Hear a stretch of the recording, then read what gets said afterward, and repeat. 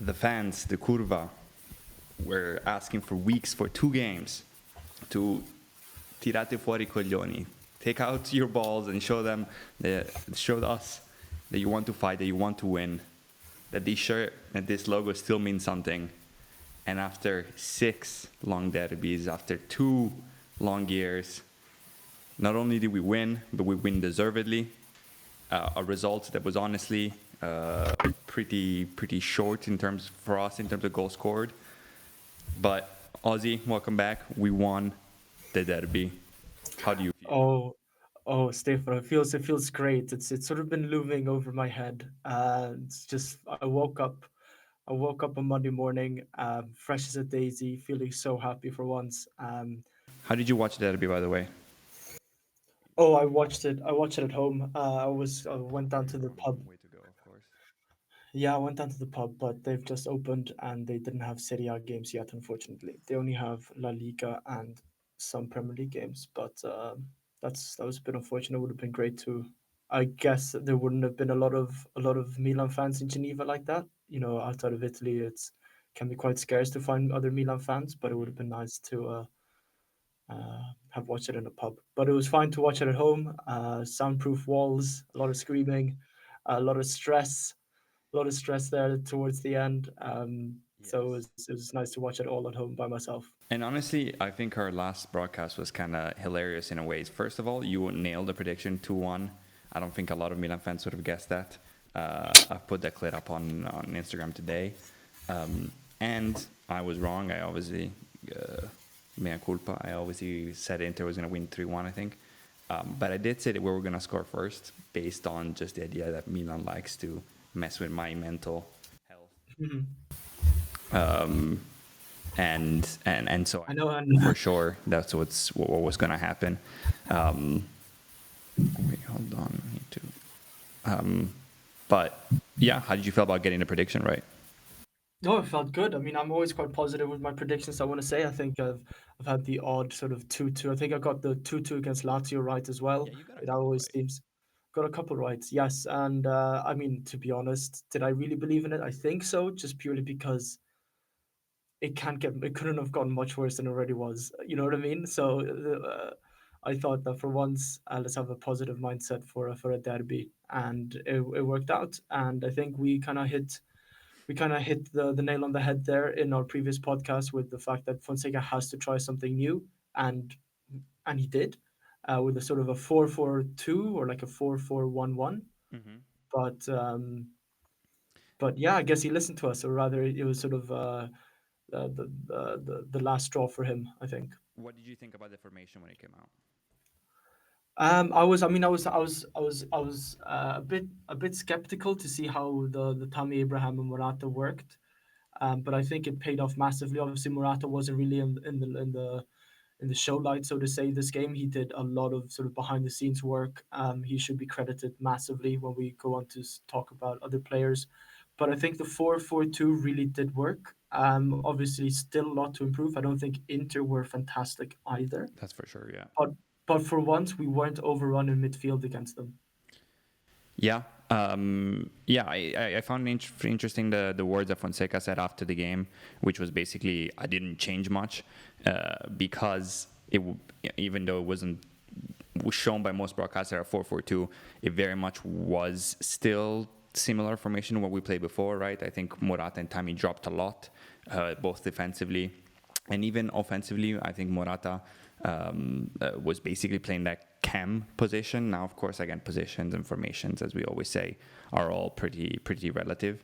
I'm putting up on the screen the average player positions for our audience. You can see that Morata is lower than Leao and Pulisic, and it's bang down the middle.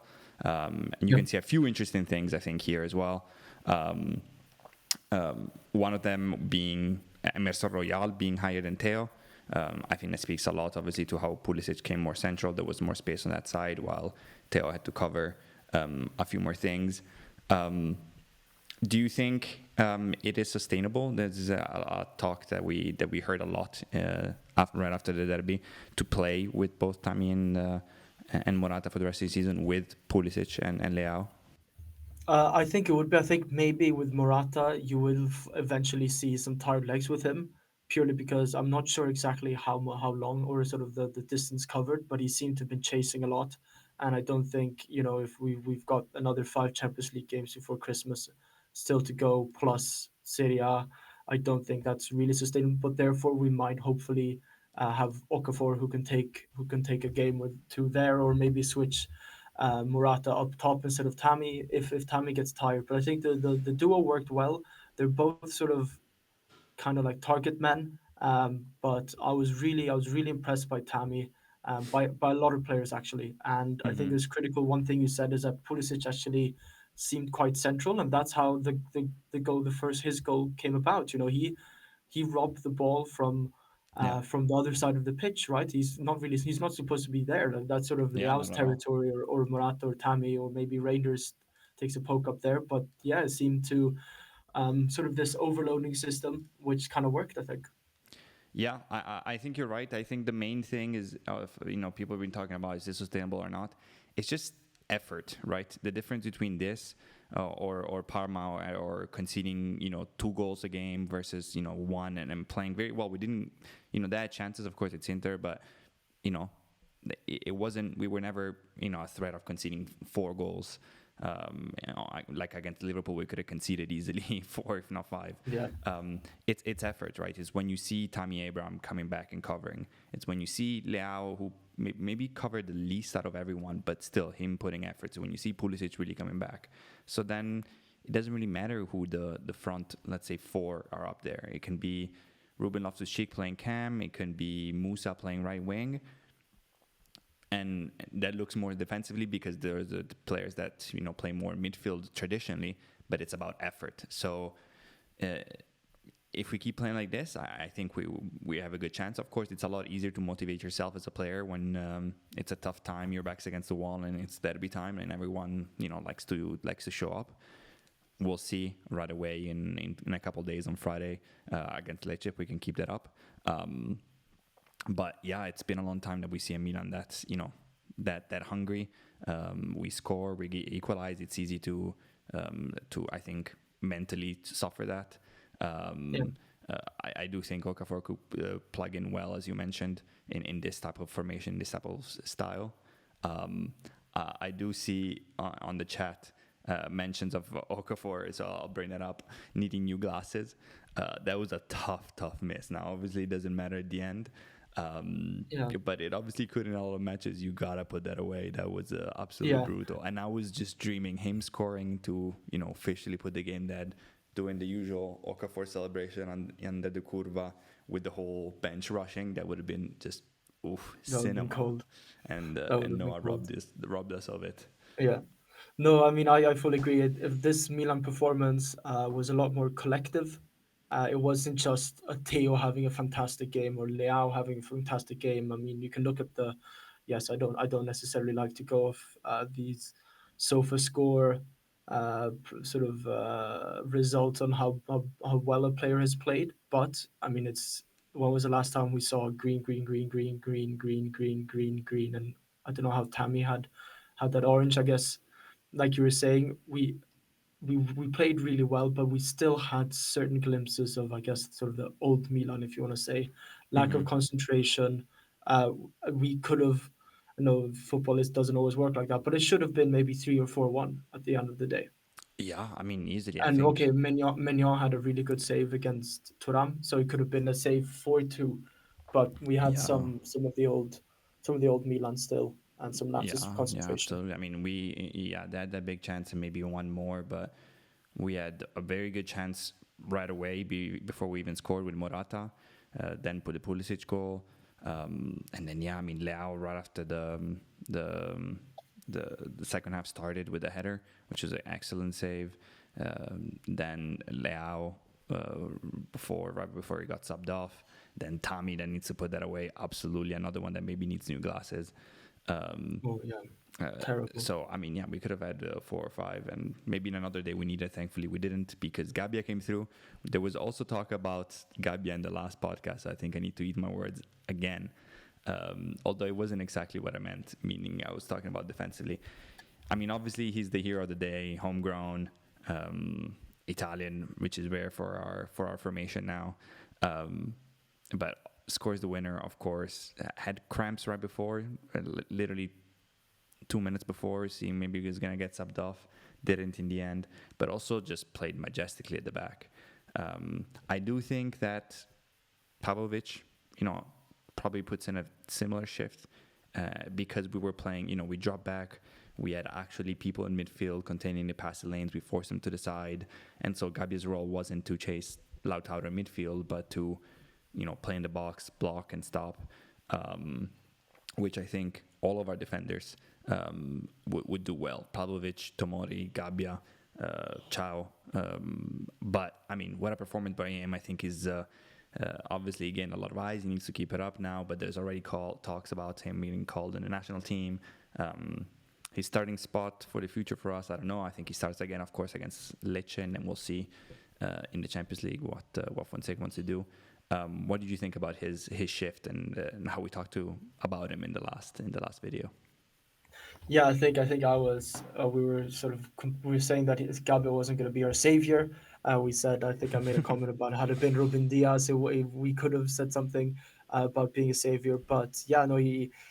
Uh, I think it reflected throughout the whole team. We played with a lot of courage. Gabbia kept his position quite well. We defended differently, just like you said, with the midfielders cutting off passing lanes, and we're not at the halfway line constantly with Tomor and Gabi having to chase back with one through ball.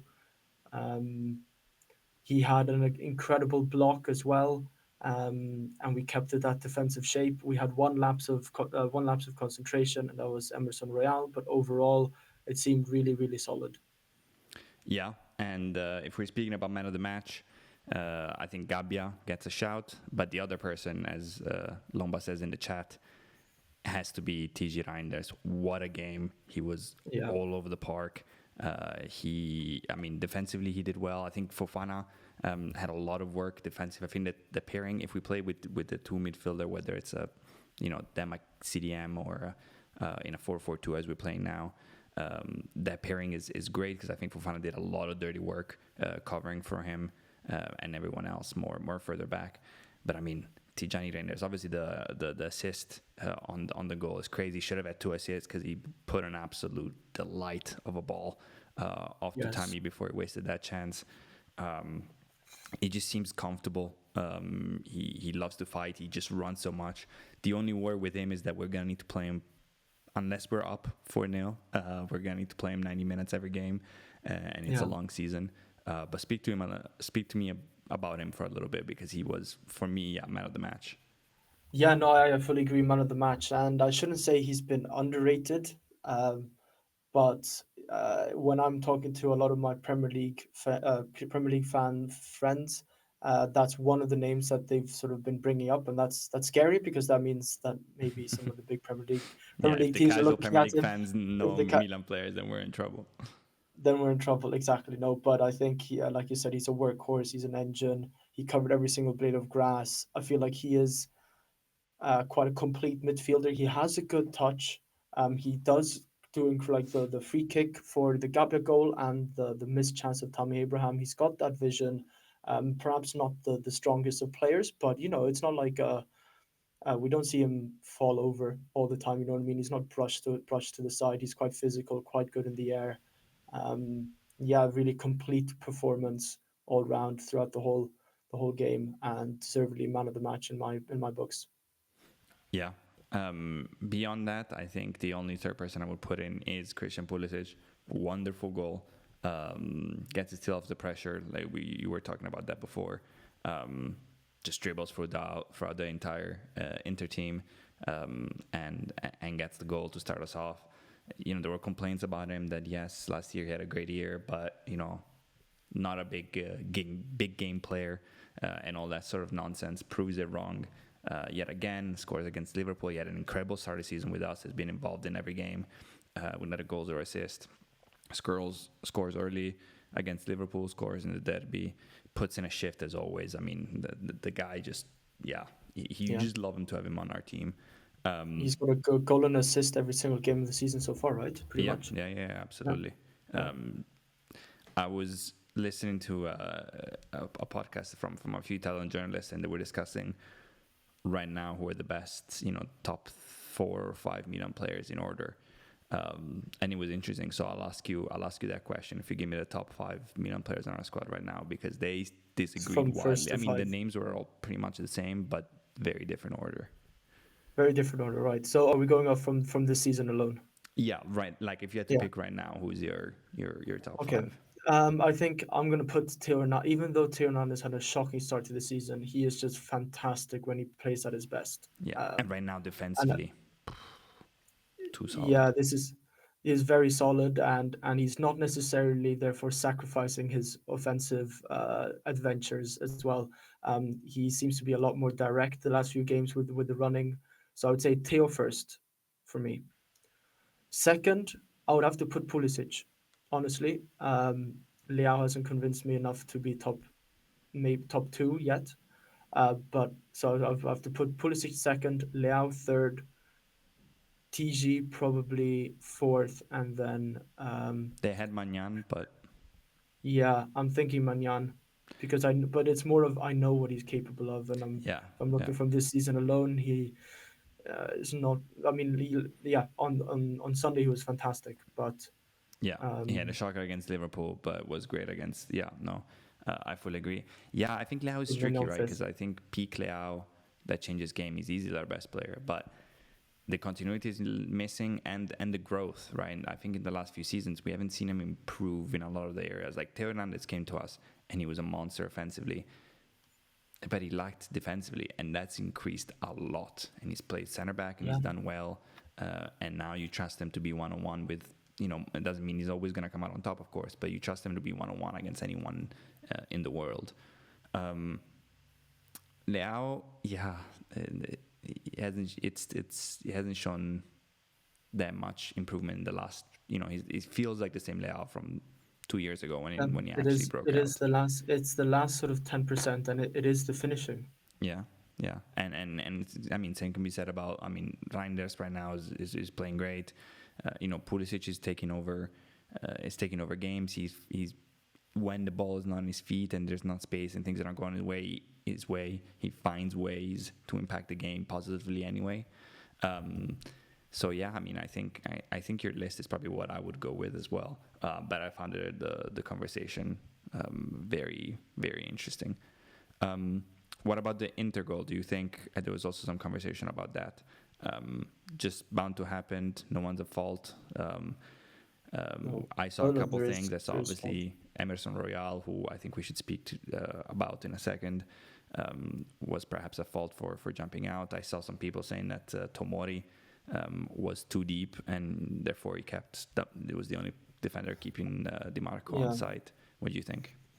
No, to talk about Tomori, I think Tomori's positioning there wasn't terrible. Like he, as a centre back, he should probably be the last man, and he's only in that screenshot from the sideline. He's only seems to be sort of positioned because Emerson Royale has taken up.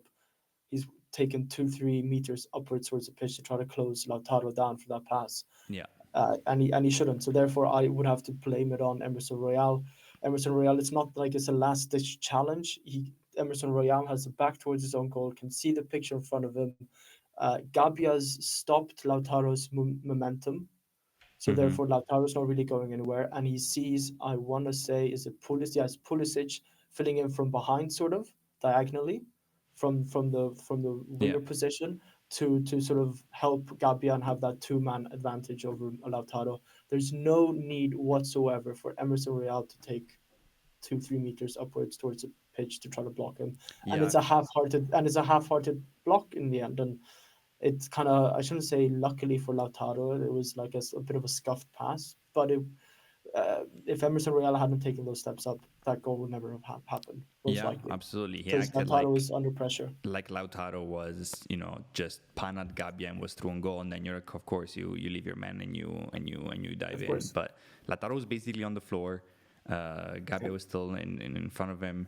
There was Pulisic closing down, so yeah, you just don't leave it. He just had a momentaneous just rush. He just had split second Yeah. decision and he got the wrong one. Although I have Yeah. to say, I wouldn't say hater, but not a Emerson Royale fan myself. Uh, um, that I think the goal is on him. However, especially the rest of the game and especially the second half, he was great. Did everything he needed to do. Great close downs, always present. If he can, and it might sound almost counterintuitive, but if he can learn his role and not try to do too much, you don't need to be Maldini. You don't need to, and offensively, you don't need to be trying to step over. Just do your couple great crosses, one to Leao and one that ended up where Leao should have been, but that's for another time. Do the simple things while also not being scared. I feel like a lot of his mistakes are just being on edge. I think he could be very, very solid. Not very good, Yeah, but very yeah, solid, as yeah. he It showed in that is. second half. He does have a good touch, and we saw some brilliant crosses. The cross that Leao, that Jan Sommer eventually saved on Leao, the header I think was there that came from Emerson Royale. Second half, I thought he played very, very well. Mm-hmm. And like you said, just get the basics right, and that's I think to be a good fullback, it's easiest just to do the basics right, and Yeah. then maybe build on that. Theo Hernandez always had that offensive um, sort of weapon. Mm-hmm. But then I get to know who it was, but I think it was before. Let's say it was before last season, where I think he just mentally changed and said, "Let me try to do the defensive work right first." And then we perhaps didn't see that offensive Theo, sorry, for for a couple of games. But then he got that right, and he's been working on it. And then now he can still do his offensive duties. So it's one of those where decision making, do the basics right, and then we can work from there. Yeah. No, fully agreed. And beyond that, as you said, it's the first time in a very long time that everyone, in my book at least, was at least above the a passing grade. Usually in many games, but especially at derbies, you would have maybe one or two players that you're like, you know what, he's saved because he struggled. He's usually Magnan. He had a lot of balls thrown at him and he made his saves and we lost, but that's not on him. Everyone else doesn't pass. This game, I mean, everyone. I think maybe It's Leao would be the collective only effort. one that gets some slack from the fans as always. But it's I don't remember a derby in which everyone just looked good. And again, it's about effort. Half the time, it's football. Of course, if you want to win the Champions League and beat the top teams like Man City and Real Madrid, you need effort, but also quality and tactics and all that. But Yeah, you're gonna be halfway there, and with the quality of the team that we have, I mean, going forward, if you take the top three plus our subs, you take Leao, Pulisic, Morata, and then behind them is Abraham, Chukwueze, Okafor. Easily the best top three plus subs in Italy and can go up against many teams in Europe as well. But yeah, effort will win you most of these games. Let me see the chat. I see some comments about Emerson before we move on to that. From Swiss OV. Emerson's biggest issue is mentally switching off. He's a great athlete, has some skill going forward, but he switches off. I think there's probably some truth to it. I mean, we saw it in the derby, right? A great second half where he really, again, as someone who's not a giant fan of him, really played well and did exactly what we needed. But he has those moments like in the goal where, yeah, again, it's tough. It's football. To us, we see the replays and we're like, oh, why did you leave your man to stop Lautaro Martinez in the box? And it's like, okay, well, he had a split second to make that decision. But that can cost you a goal, and in games like this, it can cost you 3 points yeah, and all that yeah. comes with it. Nothing to take away from this derby. Of course, very happy to have won. We played well, and like you said, everyone played well. Some much better than others, but still very solid and very well. But being slightly pessimistic now, not the optimistic Oscar that I was last podcast. Um, Inter weren't great, I have to admit, and maybe it was because we played well. But if the chances that Okafor and Leao both had, when if we don't score those for the rest of the season, that might Yeah, come back to punish us. yeah, Like I for mean, sure. it went down to a Gabbia 88th minute header, Yeah, of and all course, yeah. respect to Gabbia, I'm so happy that was Gabbia Italian, true Milanista, but uh, Yeah, it could it have can go ended like quite a that lot every time, of differently. course, Could yeah. have been 1 point, and we would have been shouting at Okafor and Leao on this podcast. Yeah, and especially because we know how Italian football is and how Serie A is, right? A lot of these games are gonna be grinded down, where you face 11 men always behind the ball, and you're gonna maybe get one clean chance, and if you put it away, then the game is easy, and if you don't, then you start drawing against your Parmas or losing in our case against Parma, drawing against Torino, and all those, and Yeah. I think we'll see that right away. But speaking of optimism and pessimism, of course, everyone including probably us, had sang the funeral song for Fonseca. It seemed like he was at the door. It seemed like he got an ultimatum: win the derby or you're out.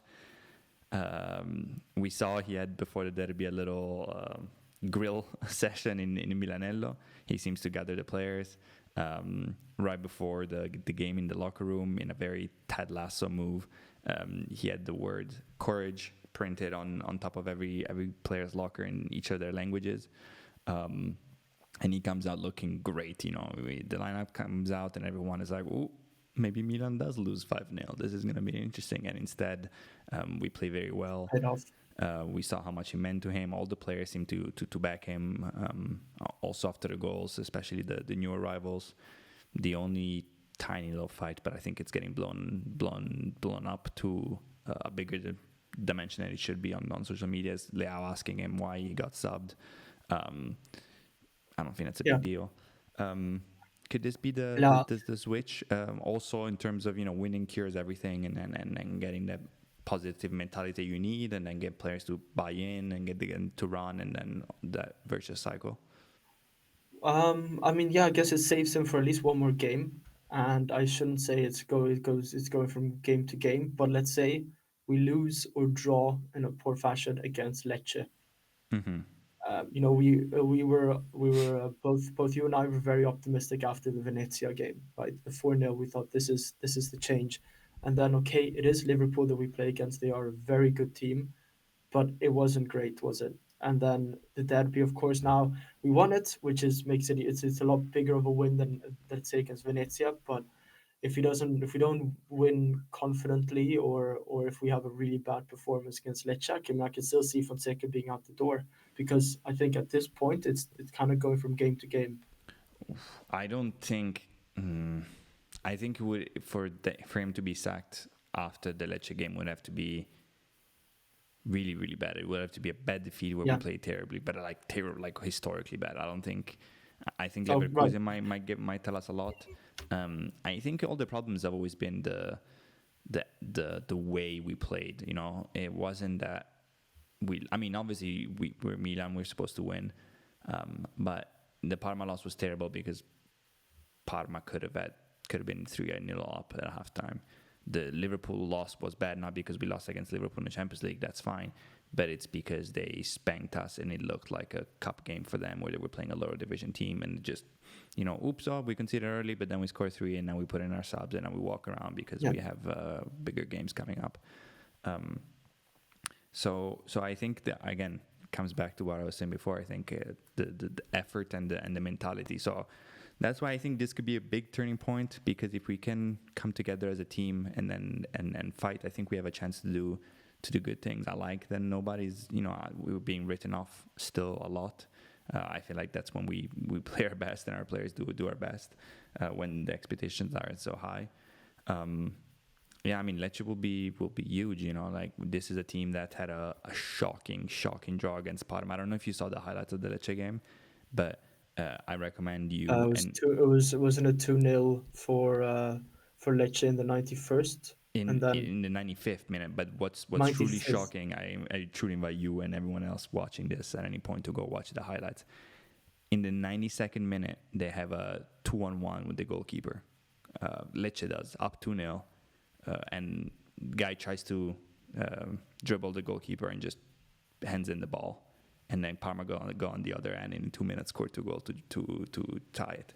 Never seen anything like it in football. Definitely go check it out. But yeah, I mean, that's a shocking loss and terrible mentality for a team that's trying to stay in Serie A.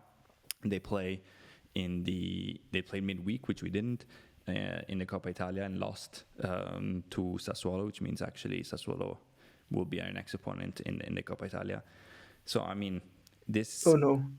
I know They that's always a come back to haunt us. shocking. I thought we were done Yes, with them. Thought we were done with them, at least for one season. but Somehow we're gonna get dicked by yeah, them. probably. Honestly, we'll play Chukwueze. We'll have an offer performance. Yeah. Anyway, but yeah, this Lecce game, there's no excuses. We have everything going our way, possibly. So this is one where if you've turned the tide, you put away in a fashion similar to Venezia, not necessarily in score, but in hey, yeah, we came out strong out the gate, imposed ourselves, score a couple early goals, and then can coast a little bit. And then of course Leverkusen, which have a very good style of play, have had very good continuity over 2 seasons. The German champions will come in obviously as favorite against us. Again, I don't really care if we lose to Leverkusen. It's about the fight. If we try to play our football, if we run, if we fight, then it's football. You play a great team in Champions League. You're always going to play good teams. And then you lose, that's fine. But if you try to play it against like Liverpool and you're clueless and you can't even pass around and you're getting pressed like kids and losing the ball right away, then yeah, maybe Fonseca's seats start getting hot again. Yeah. But I agree with that. It would be the style of how we lose if we lose against Lecce, but we clearly do have the facilities to so to speak to beat an Inter who yeah, drew 0-0 against Man City and kept Holland from yeah, scoring. of course, one of So great we, teams we of Europe. do, and okay, like I said earlier, Inter I thought had a quite a poor performance, but we do have the facilities to actually, when we play as a team and put in the effort, we are a good team. Yeah, We are a I very good back us team. against to have a chance at least against Yeah, most teams in all but teams it in can Europe. go.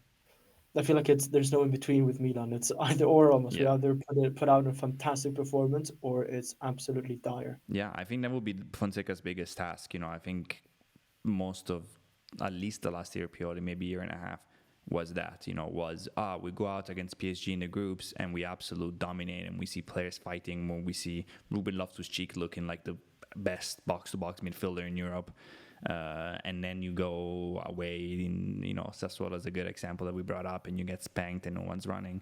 I do, speaking of Ruben Loftus-Cheek, he came on and look, it's a tough part of the game. We were all defending, but you can't be walking around, you can't come in midfield or cam with that position fresh and make Morata look so much more active. And then you gotta run, you gotta impose yourself. That's the name of the game, and I think that's why I'm liking Abraham and Morata so much, because they get it. They understand, hey, stuff isn't just gonna happen because our name is AC Milan and we come in and we're a big club. We need to fight. And we see that, I think, in the new arrivals, in Fofana. We see that in Tijani Reinders, who's bought in. We see that in Pulisic. We see sparks of it with Leao, but we know he's kind of a special case. We see it with Gabbia. We need, especially midfield, a couple more players to buy in because we're so thin. We need Ruben Loftus-Cheek, even if he doesn't start, to fight. We need Musa, who at this point I don't really know where he stands. It clearly, in a squad that with Benacer Hout has really 4 midfielders: Fofana, Reinders, Ruben Loftus-Cheek, and Musa. Didn't see 1 minute of play in between Liverpool and Inter. That says a lot, maybe, about Fonseca's liking of him. But we need all the help we can get there. Yeah, yeah. With unfortunately Swiss OV, we won't see a lot of Musa prop until it's properly rotation Yeah, time. yeah. But I mean, it's gonna have to be right. Like against Lecce, we Yeah, just we did Liverpool, Inter. Now it's Lecce. We have Leverkusen in the week. I'm not saying yeah, we're gonna start a whole new starting 11, but in midfield, there is 4 guys you're gonna need to see. Especially you're gonna need to see Musa, who can play both in that center. Maybe with the 2 in the center is a little tough, but you're gonna have to. But could also play on the right, especially if we play this 4-4-2. Of sorts. I think he can play. He can play on the right, and same goes for Chukwueze, who is a bit of a mysterious case in my mind. And in the summer, he seemed like Fonseca was all about him, and it was gonna be reborn. Seemed very little minutes. He probably can't play with Leao. I think that's the biggest obstacle, is that he can't really play with Leao, because they probably, if we play with Morata and Abraham and Leao and Chukwueze, we're very light and not very defensive. Yeah, no, Leao and him or Leao and Chuk are quite similar in playing styles. They want to take people on, and but they're not supposed to be there for any defensive duties necessarily. Yeah, so So you can't maybe really blame them. once But you're right, once playing with Leao starts both of getting them. rotated, maybe is when we see Chuku a little more. But I would like to.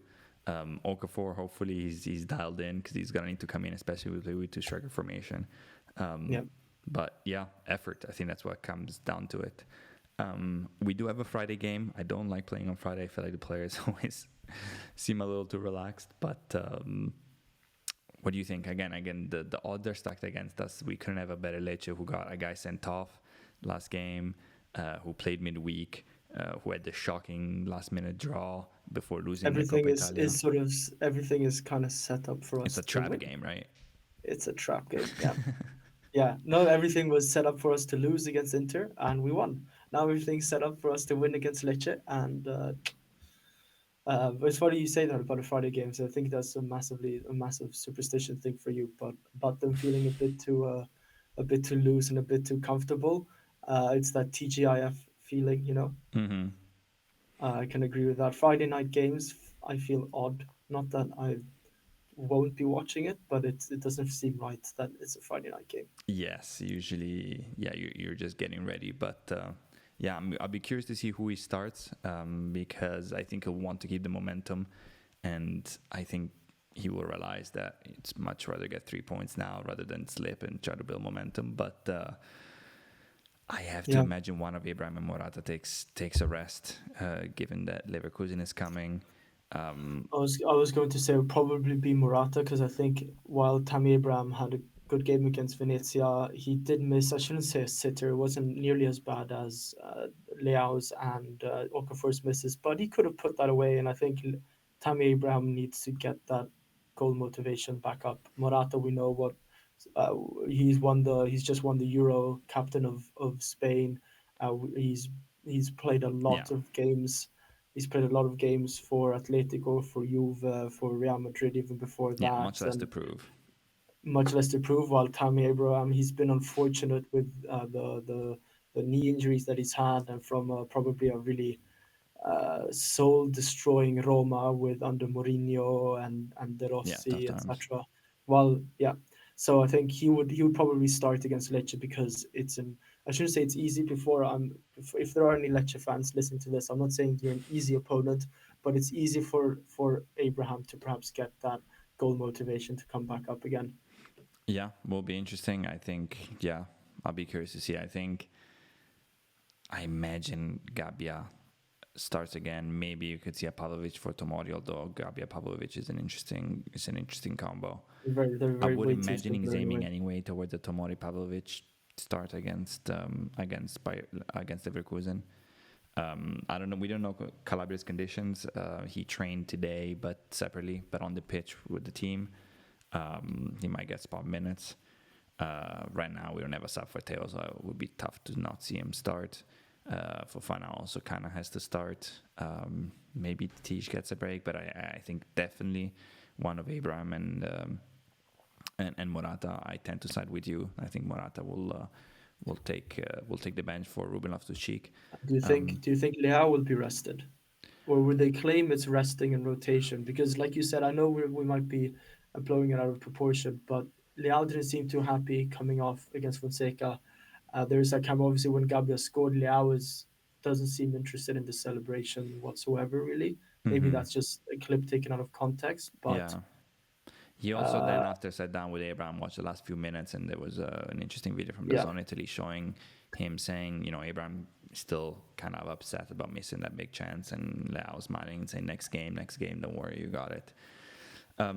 I think Leao could be very similar situation what you're talking about with Abraham, where maybe they want him to just play and score and get that continuity. I think Leao plays best when he's happy and things are going his way. I could see Pulisic rest. Again, it's a difficult puzzle to put together for Paulo Fonseca because Pulisic is the best player on the pitch. If you talk about every game and average it out, as you said, he scored or assisted in every game. So how do you bench that? Um, yeah.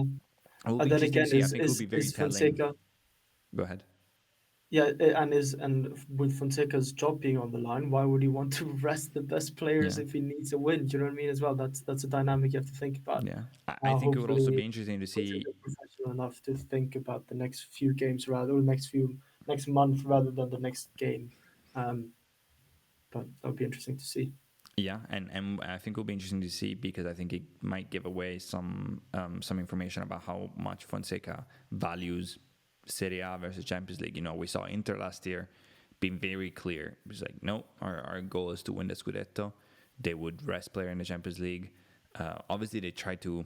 It's not like they played the B team. You know, they made it through the groups and then they tried and failed to proceed.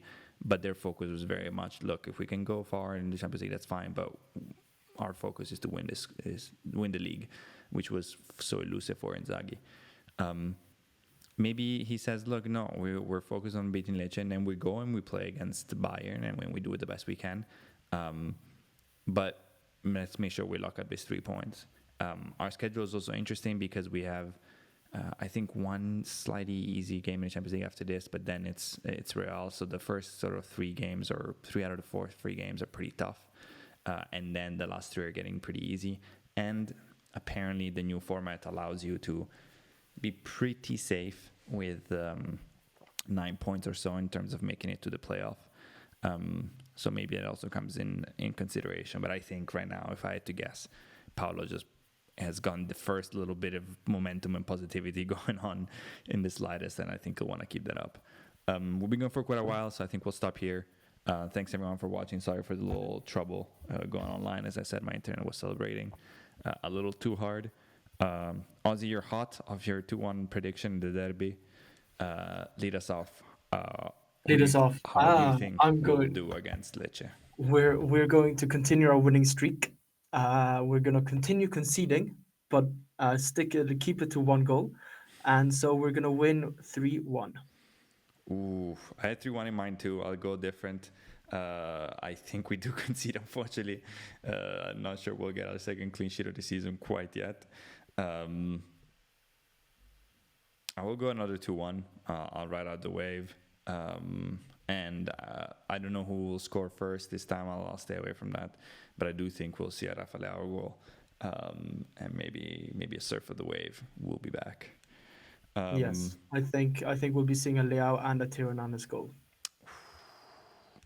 Controversial figures coming back again when most needed. Hopefully that's the case. Hopefully we see no Ante Rebic goal unless we're up 5-1.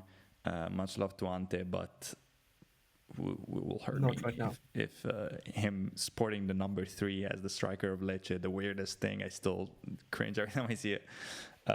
Hopefully it doesn't come It's beautiful. It's so Ante back to Rebic. bite us. You'd expect it. It is. It is so Ante Rebic. The most random footballer to ever play for, well, maybe not for Milan, but definitely up there.